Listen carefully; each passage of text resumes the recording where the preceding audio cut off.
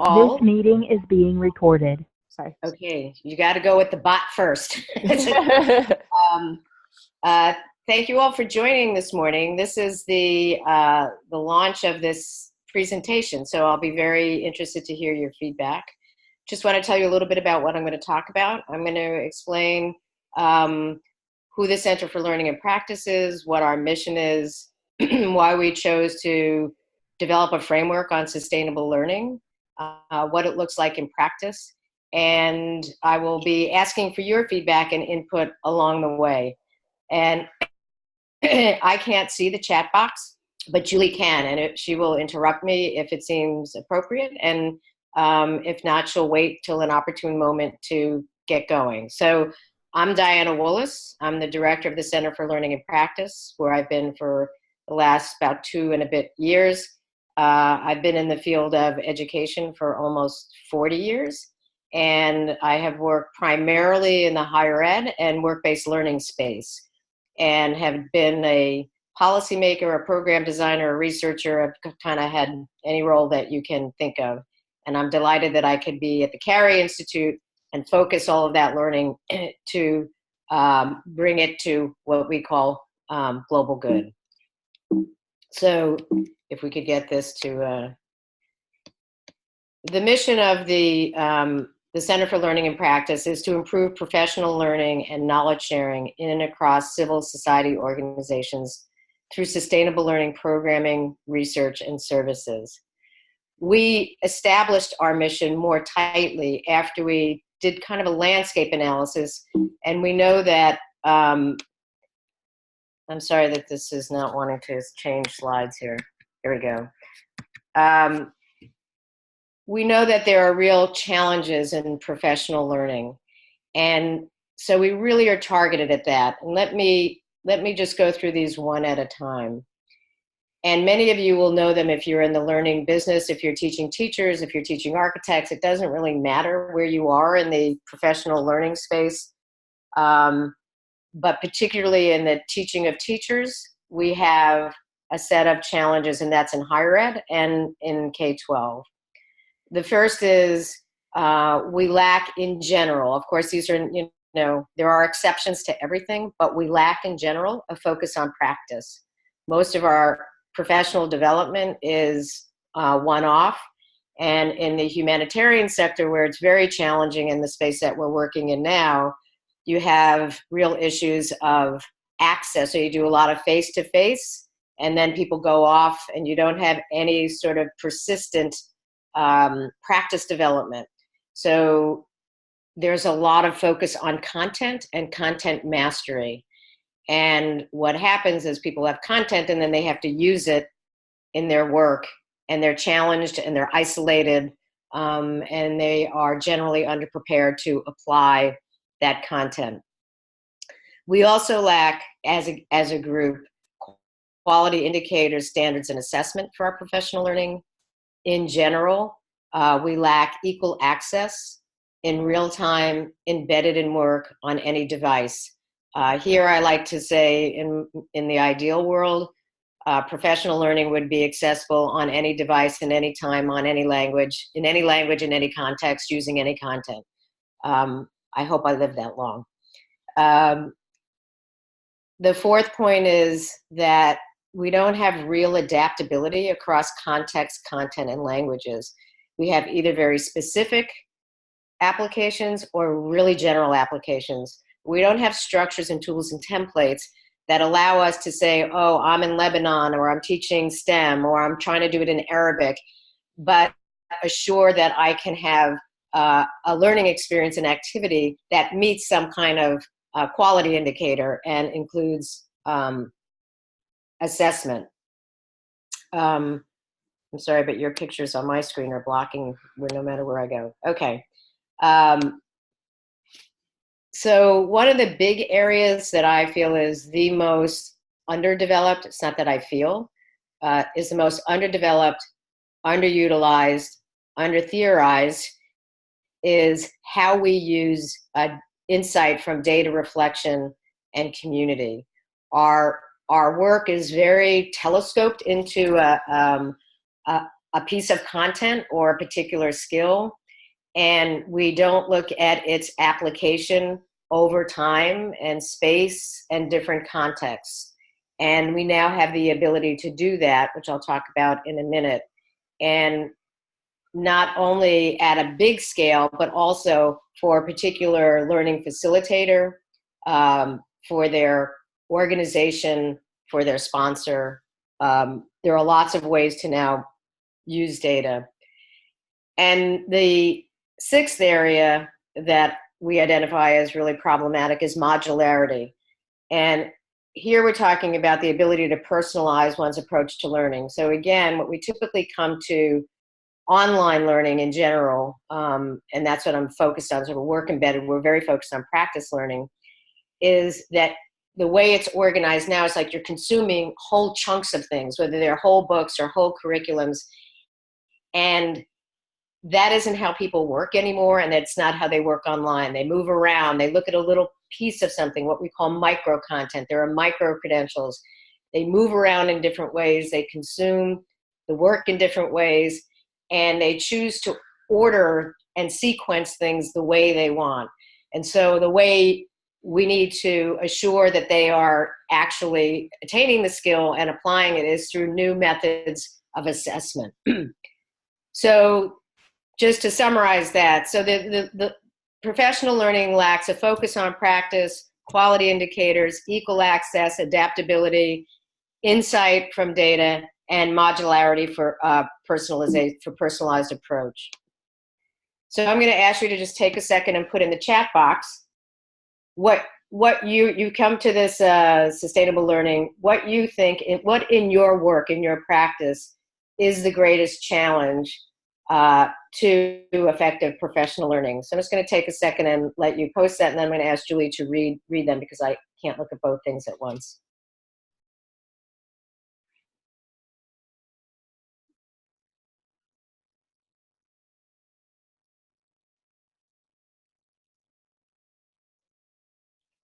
For those of you who are just joining, we're doing a writing exercise, so that's why it's quiet. And you can jump in. I'm asking, what do you think are the greatest challenges with professional learning in your work? And Julie, you'll give me a heads up when we have some responses there. Whoops. We have 3 responses so far, and they all say time. The fourth one adds time as well. So time for myself and my teaching team, access and time.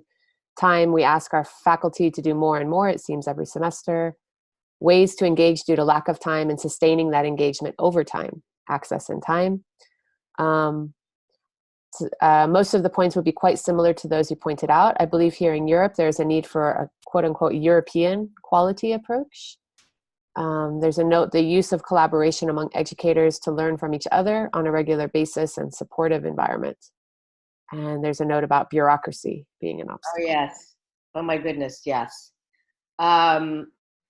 Well, all of those things are really kind of what we're trying to address. So this idea of time is the biggest challenge. And faculty will go, and all of us do sort of individual-based learning, and we will access it when we can, like I said, on any device. So if a faculty person or a learning facilitator is expected to spend 2 hours on Tuesdays and do something, that's a very heavy lift.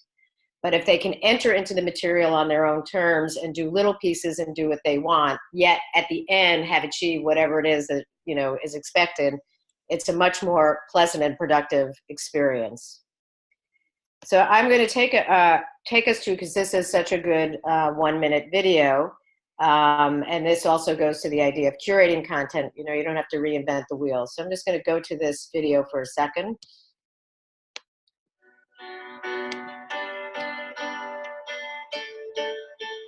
Social learning is a broad term for all the ways in which we learn through being with other people, and this can be virtual or conventionally.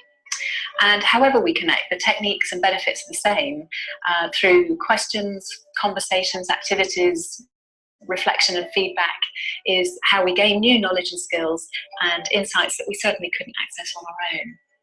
And social learning simply requires a problem and a connecting platform to be effective. And of course, with today's technology and the environment, social learning can take place in very low cost, high speed, interactive ways.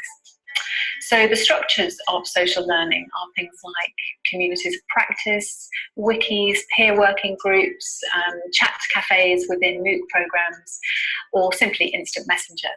And they can be fluid or fixed in place and time, and they could be facilitator free or guided by a coach.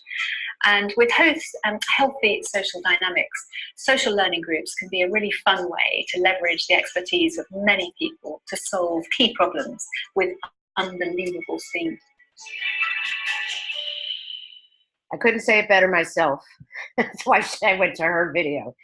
But she said something at the end which is really important, and I just want to highlight that, which is about problem solving. We're solving problems. Welcome you to this module presentation on the social learning theory as developed by Albert Bandura. Going to look at the social learning theory as developed by Bandura in a video clip next. Okay. We could just watch videos all day together, but we're not going to do that. So she's talked about a problem, and the idea is, it's really about, in a way, problem or practice-based learning. That's what brings faculty together. We like to say, a point of passion or a point of pain. When you talk about what, in this attention, economy where you're competing for eyes and ears, people go where they have a need or they have a passion. And if the learning isn't structured in a way for them to engage in a way that's problem solving for them, then it's a nice to have. And if the learning is a need to have, you will get faculty participating. So we have taken what I've just said to you, what we think of as the problems and then the opportunities, and created and designed the sustainable learning framework, which comes again from a long period of my work, but many other people's work as well, in trying to get at those problems, to try and develop tools, techniques, strategies that enable us to perform differently and in a way that people want to engage in the learning. So the definition of sustainable learning is that it enables practitioners, so that's the first thing, they're practitioners, to develop effective practice. They're focused on their practice and a problem through collaborative reflection on experience and on actionable data. You don't see the word content in there. It's about their experience and their work and the data to meet immediate objectives. So they're looking to do something right now that have long-term impact on organization effectiveness. Typically, they're working in a department or an organization, an NGO, and they're looking for a larger impact. So you want those things to be able to happen simultaneously so that the individual facilitator is meeting their learning and teaching objectives, as well as the organization getting a bigger picture of what's working and what's not in their professional development space. So the sustainable learning framework is evidence-informed. And I said it comes from many years of my own experience in the field.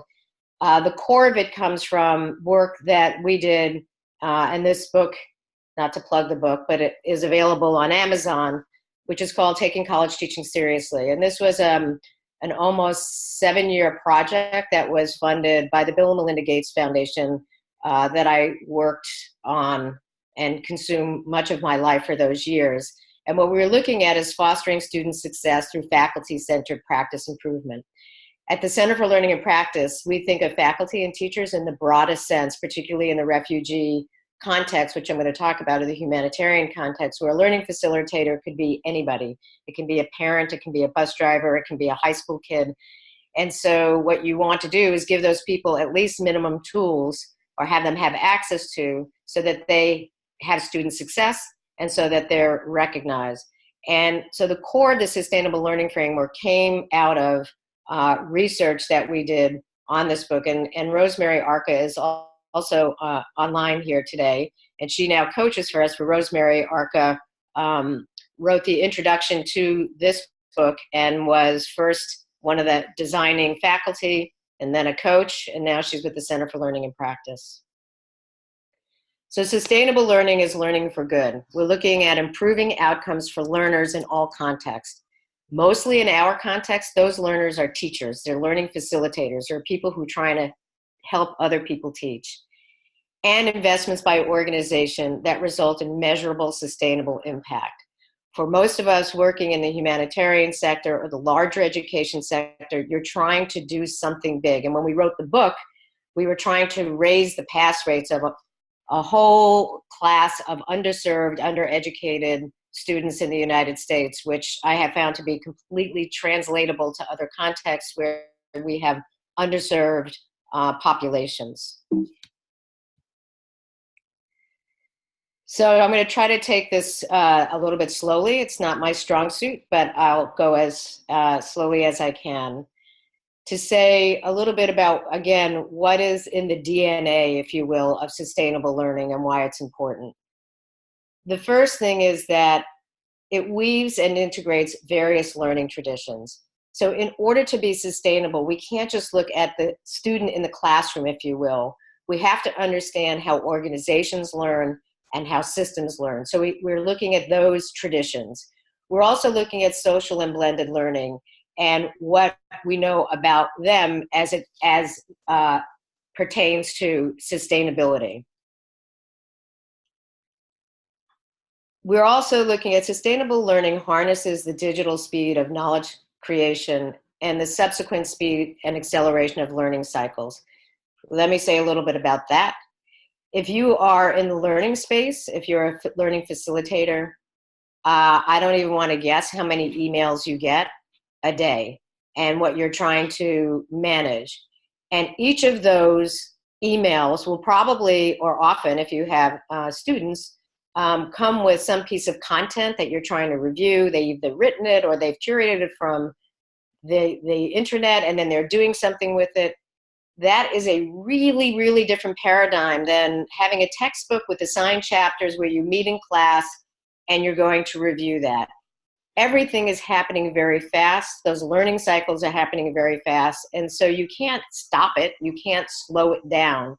But you can have tools that help manage how those cycles occur so that you have intentional learning. It's not sort of chaos, which I think it feels like to a lot of people because it is a very complex and chaotic environment, but it can be harnessed in a way to feel a little less crazy.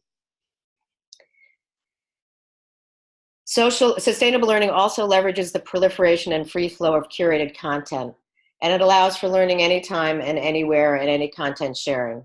So for example, when I was putting together this presentation, there's a lot of information on social learning, on blended learning. So I found something, I curated the content for you. I picked one thing, and you'll see soon I picked other things. There is a lot of content, and the idea of vetting the content is important, and you can do that in a community of practice by sharing content that has been shown to be effective or useful to learning facilitators, but also assures some kind of performance improvement on the part of the learner. The last thing is, and the heart of anything, and if I can't see everybody who's online, but if you're in the learning business, as it were, in the learning space, if you don't have opportunities for reflection, you really, in my opinion, cannot have sustained learning because you're not changing anything, you're not moving anything. So sustainable learning thrives on reflection and reflective communities, whether that's peer groups or one-to-one or triads or however you're doing that.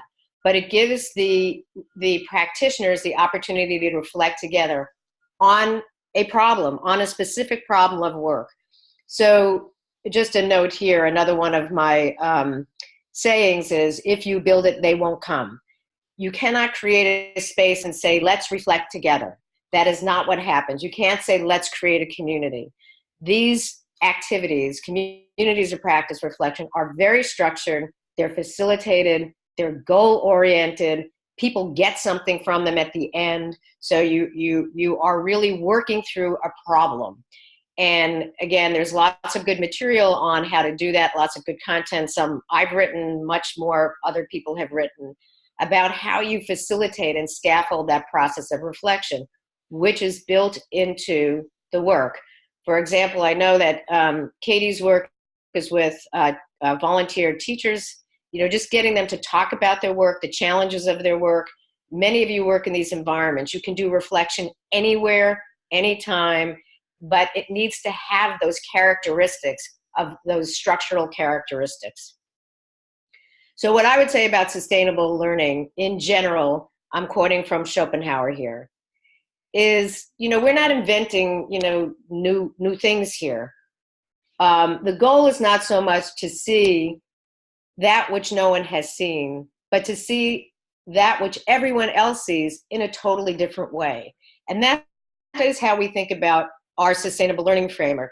All of these elements are evidence and research based, but they've lived in different silos. And even within a silo of, let's say, reflective practice, they may live, in a community college setting, or they may live in a refugee educator setting. We have these very siloed ways of seeing all these very important pieces that do work across contexts, and that's what makes them sustainable and important. So I'm not going to go into, because I've been told many times that this is quite overwhelming, but just the general overview of what the framework is. So the framework is one set of principles. Sustainability equals scale, or we say sustainability and scale are two sides of the same coin. Deep learning through reflection, and a focus on practice mastery. Those are our driving principles. If what we're doing isn't serving those principles, then we're probably outside of our scope. The three themes are that we are practice-based, we have learning loops, several kinds, which we'll talk about, and digital discovery. Each of these I've mentioned previously in this presentation by describing different activities and different problems and problem solutions. But now I want to show you, so in practice, what that looks like. I think we have Refugee Center Online here, if I can't see. Whoops. Sorry. Okay. So this is a course we're actually have on our platform. It's by the Refugee Center Online, and I'm hoping they'll jump in a little bit. They can talk about what they did, because they created a course on our platform with their content using our templates, and they've done a spectacular job, in my opinion. And you'll see here what the units are. So you see this this pathway, if you will, of an introduction, content, theory to practice, and the last one is reflection and takeaways. These are built in every element of what we do, and that's a fundamental core of the sustainable learning framework. So it's participant-centered. We want to know who that participant is. We want to understand their context. We want the learning work embedded. And from a technology point of view, you want the platform to be flexible, and the learning has to be facilitated. You can have, and people do their self-paced individual learning, and that's great, and it's very much needed and wanted by many people. But the best service we can provide to learners is to facilitate that learning. Again, this is the Refugee Center Online, so they use a video to talk about who the student is. This is the wonder and the beauty of the digital environment, is that you can use videos and infographics and audio and podcasts and anything. And that is so much more engaging than lots and lots and lots of text, which I am so guilty of being text heavy, and I understand that. So learning loops are really a set of feedback loops that happen in a variety of ways. One is reflective practice. We've talked a little bit about that. One is practice communities. We've talked a little bit about that. Content creation and curation. Content creation can be anything. It can be a discussion. It can be a dialogue. It can be a challenge, a digital challenge. There are many ways that learners together create content. We talk a lot about open education content, which people think of typically as content that's been a textbook or a curriculum or something like that. But content creation is also conversation and taking from that conversation and extracting the value of that and repurposing and curating, as I'm showing you here. You know, you don't have to invent everything, but you need to talk about why you selected what you selected and how you're creating and having some rules for curation. And there's, again, a lot of good material on collaborative curation. The next thing is data for practice improvement. In the learning sector, data is often used in an evaluative context, which people do not respond well to. I understand it, and you need to have that.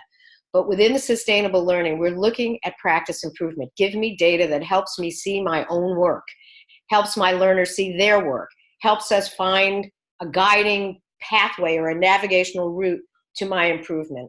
And the last one is recognition and validation.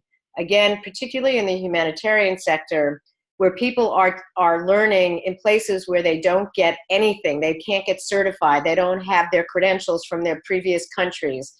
We have found that recognition and validation is critical. It's the one little piece of something we can give to learners who participate in our professional learning. For the US audience and for colleges and schools in the US, this is less of an issue because we have continuing education credits and certification. But in a more global sense, where you have much more mobile learners, mobile learners and mobile facilitators, they're everywhere, they're in camps, they're moving, they're on the move. But to have something that I can hold and say, I took this course, I applied these skills, and here's my work. Recognition and validation is very important, and that can happen with digital badges or in a whole variety of ways. But it's very important. It's very important to learning, but it's very important to our own sense of agency and action. So reflection is built in everywhere. This is Julie Casper, who introduced us, who's the head of our Refugee Educator Academy, taught this course, and this is how she structured reflection. The idea is that you do all of these things with great deliberation and intentionality, and in a way that serves what those learners are engaged in. Whoops. Okay. So again, I want to just take 1 minute because I think reflection is so important.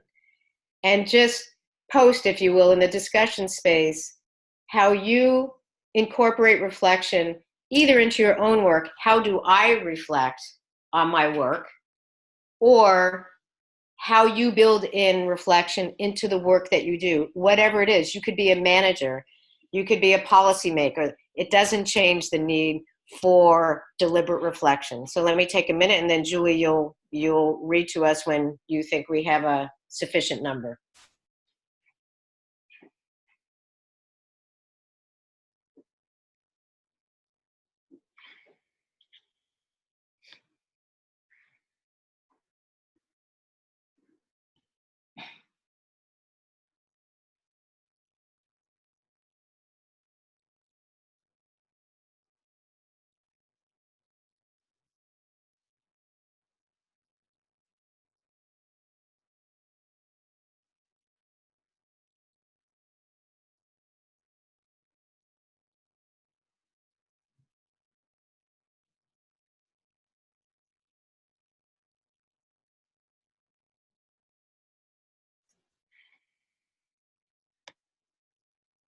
So we've got one thought here from Eileen. She periodically stops, or she suggests to periodically stop and answer a prompt or discuss a scenario related to what is being presented. Turn and talk is good. Rosemary suggests asking questions. How did that go? What did I learn? What did I see happening in the learning environment? How might I change that, and why? Katie reflects with her team weekly. When she was teaching, she'd go back and revise her lesson plans on what happened. She reflects on a conversation she had with someone by writing up call notes. Susanna either takes time for this to reflect and revise on what she has done, or when possible, She does this with colleagues, taking stock of the experience and work with the students. She's a lecturer in Italian as a foreign language. Jacqueline writes down her reflections, usually things that are keeping her up at night. She says, if I think it would be productive, I share it with my team to get their input and discuss problems at team meetings and department meetings. I also share my reflections with the other leaders and supervisors at my agency. Eileen says that in a managerial setting, she uses questioning techniques with teachers for them to reflect on what they are saying or a problem they are having trouble solving. Dennis says that his team reflects by doing a weekly update. They look at what they're most proud of in the previous week and what they hope to tackle the next week. Sangyan notes that she goes back to learn from the errors she made. She says, I also learn from other people's work that inspires me. I ask for my colleagues' opinions. We have a very reflective group. Bravo. Here's another one. Melissa says she has students write informal journals that reflect on their learning and any challenges or successes they experience. She says personally, as a PhD student and researcher, she tries to reflect regularly on her work and how her personal experience and goals affect thinking and interactions. She often includes this explicitly in her writing. Mm-hmm. Great, thank you. And so the question I would pose in this, and then how do we make that reflection then inform our practice in a structured and deliberate way, which many of you do, which would be great to capture all these methods that you use. So in sustainable learning, the designer starts with thank you for that, by the way, and we'll capture all that.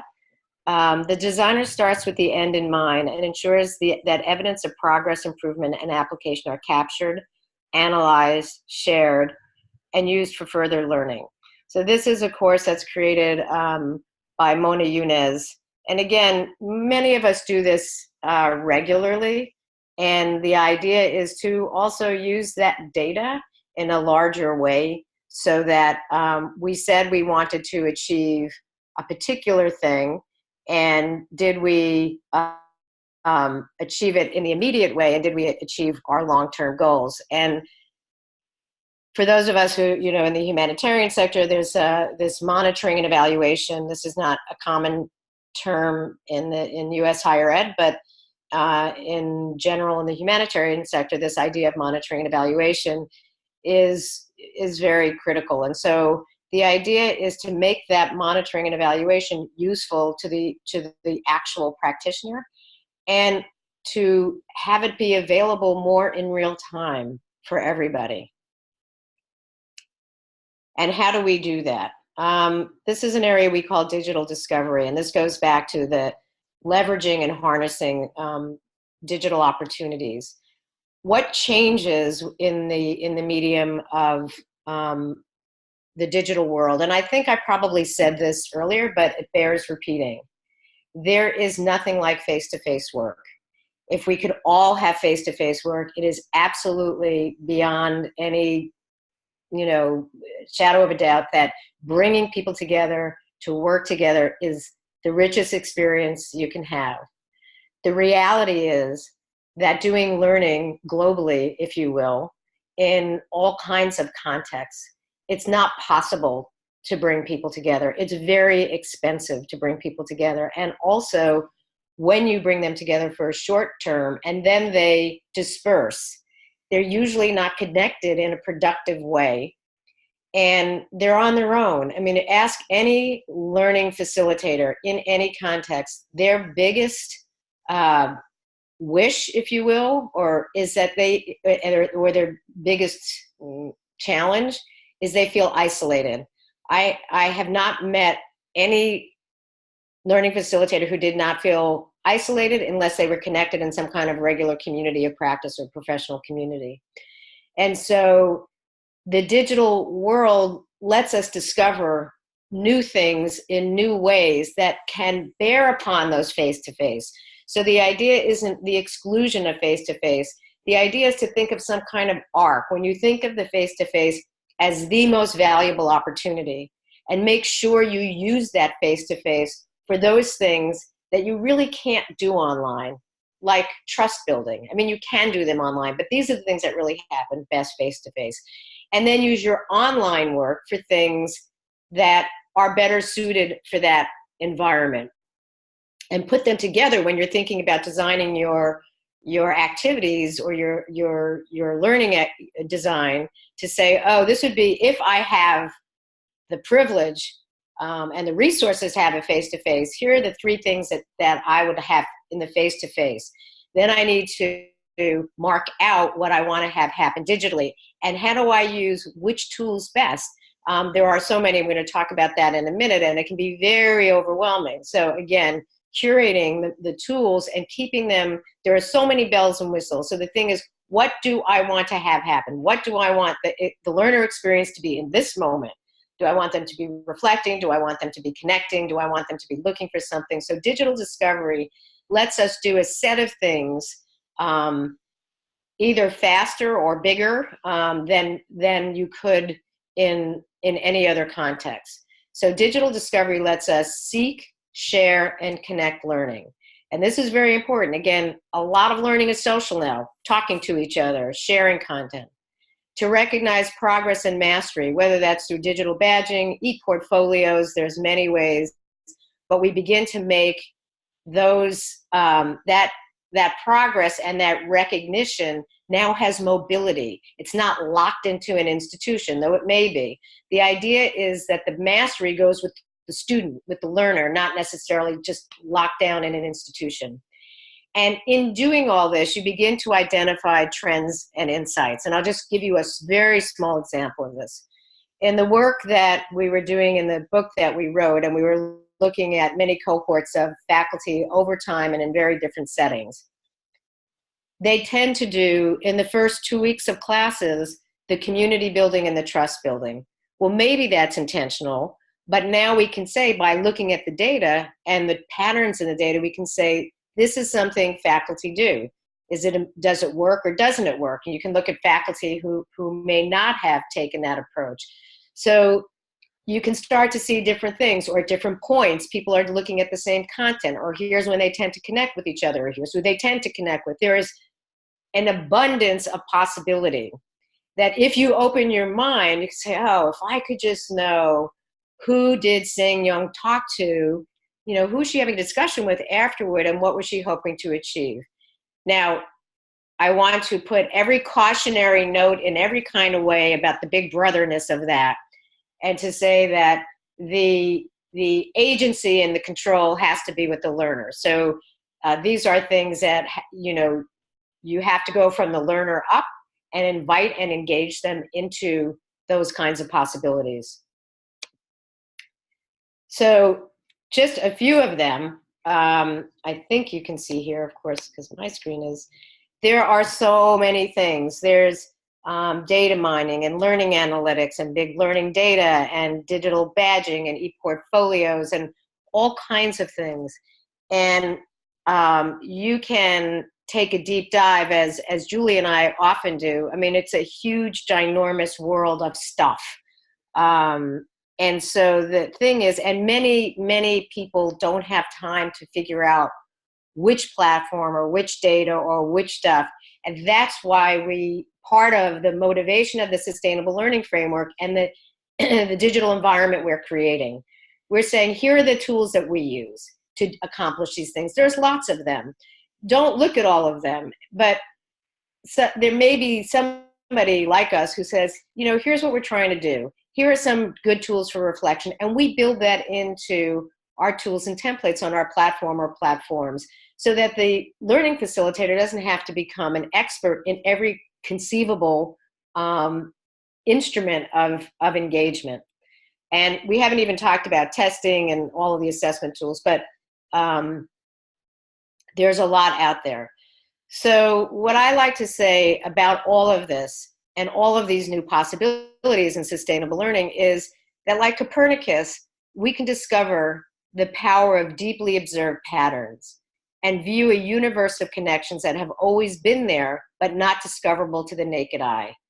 That's our challenge. And that's what we hope the sustainable learning framework invites you into, connecting with each other and helping to connect the dots. So I'm going to close there and open it up. And if you can please, instead of doing discussion, you can do your mics. Any questions, comments, whatever, any things you want to share. And we think of this sustainable learning framework as a kind of living organism, because we're building it in the moment based on real work that's going on.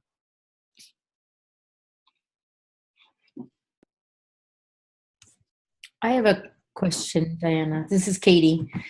Thank you for that. That was great. It's a wonderful overview, and it really reflects what I think we're trying to do with our community. I wanted to get your thoughts, and anybody else that's on the call, about where do you start when you're trying to create communities of people that may have never even heard the term community of practice before? Is it a completely new thing? And so the structure of the community really needs to reflect the current way of working. Any thoughts on where you would start, your first step? Yeah, so I would start, by not talking to them about communities of practice, which is that's what I always do. Let me, rattle off some stuff. But to go to their point of passion or pain. So that's the very first thing. What do they want to talk to other people about, but in their work? And you build off of what's going on for them. And then you structure that conversation and you say, I don't know what they might say, but I don't feel safe, or my kids don't feel safe in a classroom, or, okay, let's talk about that. And you talk together, and then they start sharing their fears and concerns. And then you go to the next thing, say, what can we do about that? What's a strategy? And you start to build strategy together. So you have to start where they are and then go with them. They will lead you.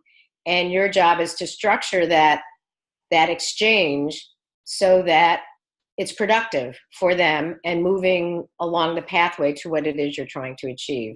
But I'm sure there are other people online here who also have deep experience in communities of practice. So please jump in.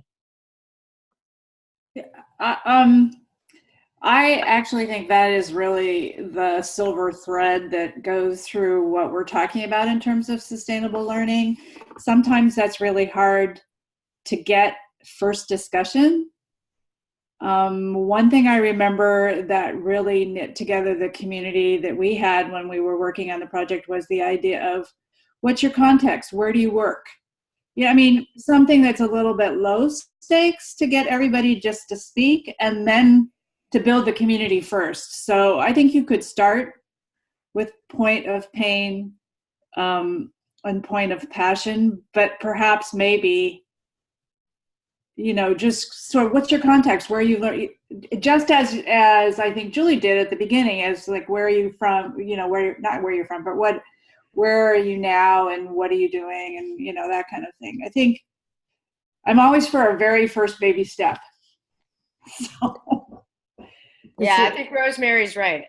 And just to talk about that digitally, in that context, I think what we had people do is show a picture of where they were working, their offices. And that was like almost 100% return in terms of everybody did it, as opposed to people feeling a little reluctant to kind of throw their, something they're wrestling with out there. This is Julie. I want to jump in and add a little something. And also there's a note from Susanna that I want to share in a moment. But Katie, I have found that observation goes a long way also in terms of getting to know the communities that you're serving and finding out where they're meeting and how they're meeting and what they're doing in those meetings. So with the refugee communities here in Tucson in Arizona, they're very diverse and they have different ways of being with each other and across sort of cultural and linguistic barriers as well, or boundaries as well. So just finding out, there's a particular group of folks who like to play soccer at the park every Saturday.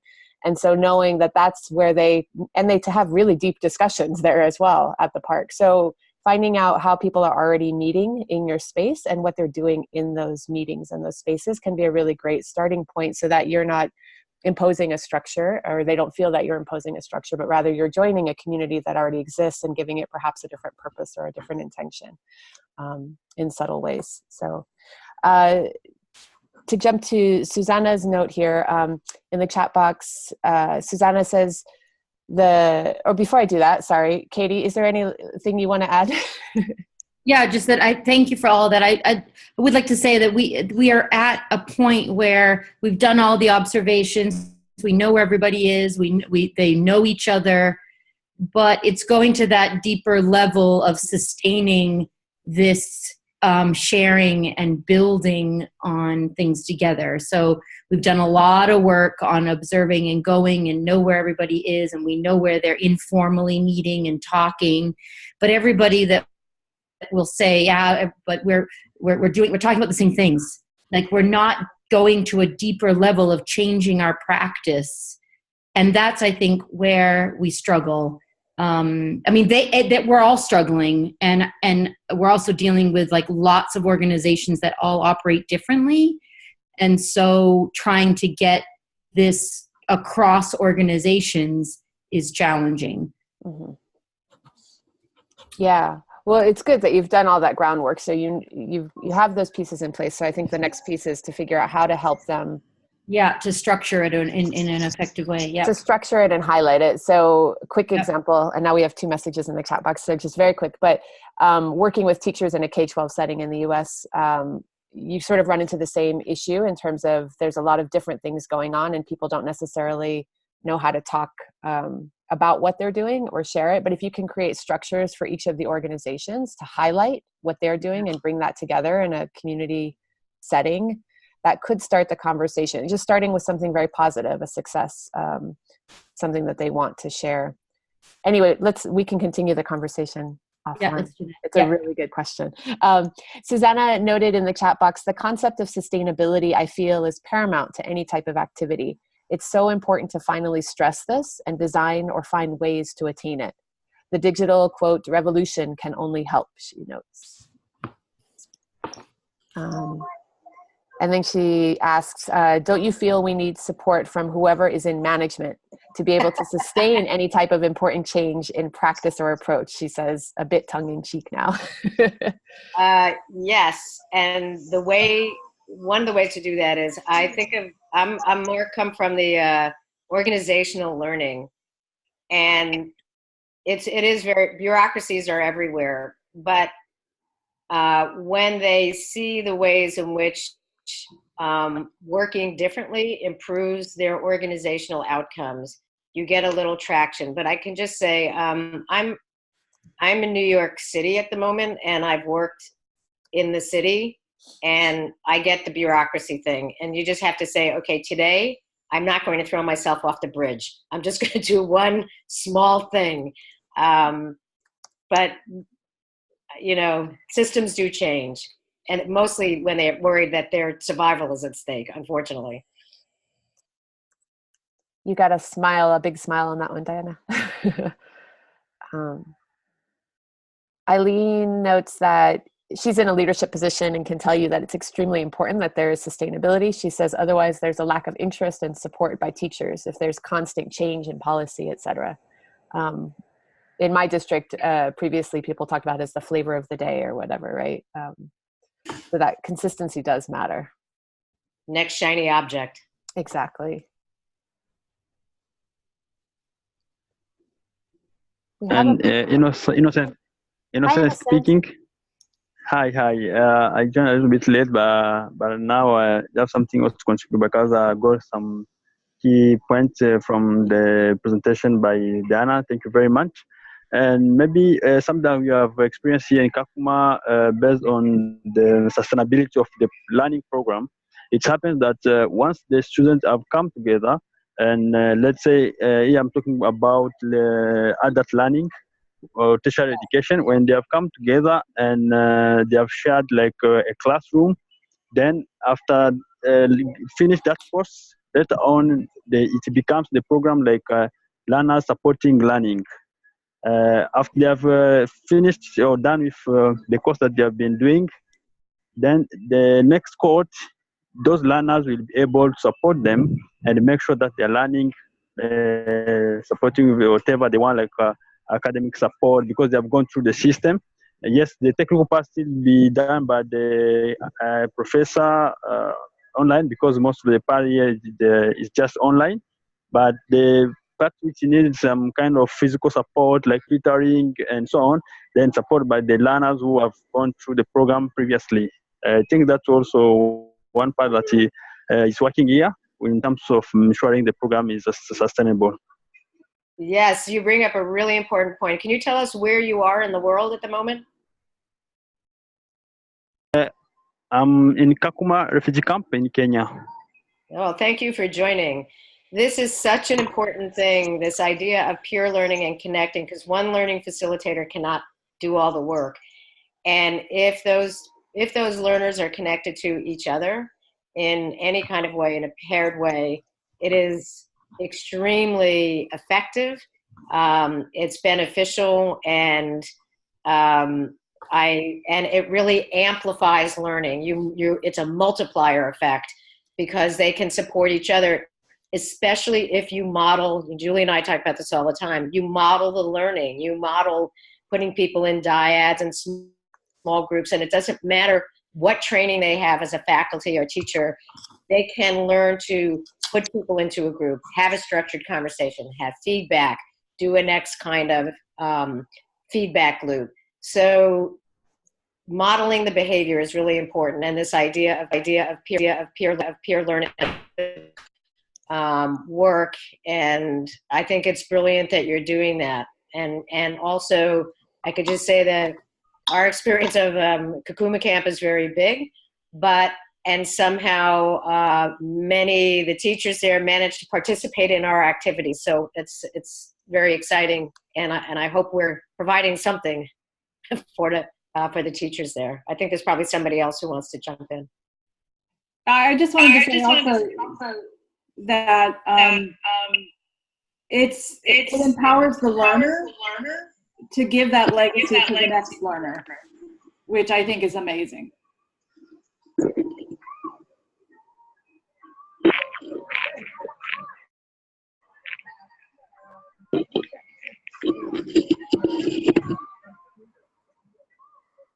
Thank you, Innocent. It's great to see you again and to have you here on the conversation.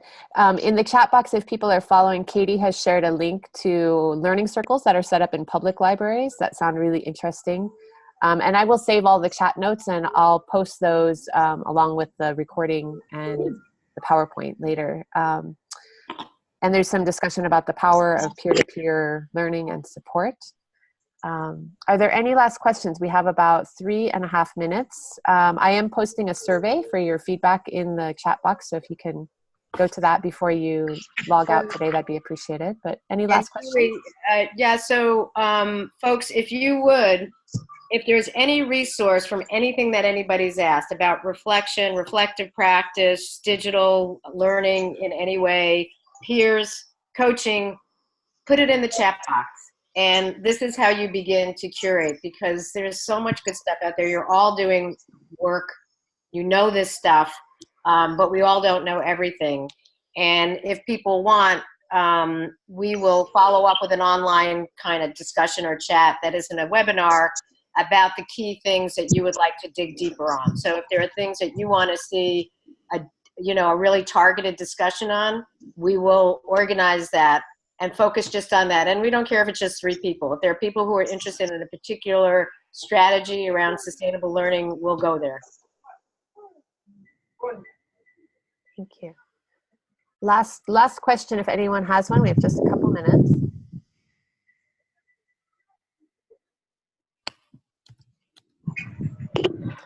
Here's one in the chat box from Trish Joyce.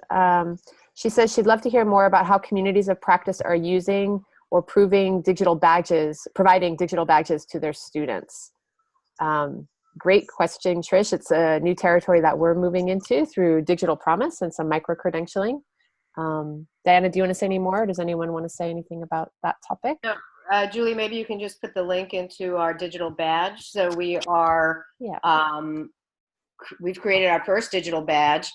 And I should say we just got a significant award to do training in the United States, a pilot for high school, K-12 on refugee education. And we'll be doing digital badging on smaller, as we were talking about, micro content, social emotional learning, culturally sensitive, So look for those badges. And just to say, anybody who you're working with anywhere can get those badges because they can go to Digital Promise and go to the assessment and be assessed. They don't have to come to us. So if you feel like you're doing a great job in those areas and you want them to have a credential, go to the digital badging and select a badge, and they have to get assessed.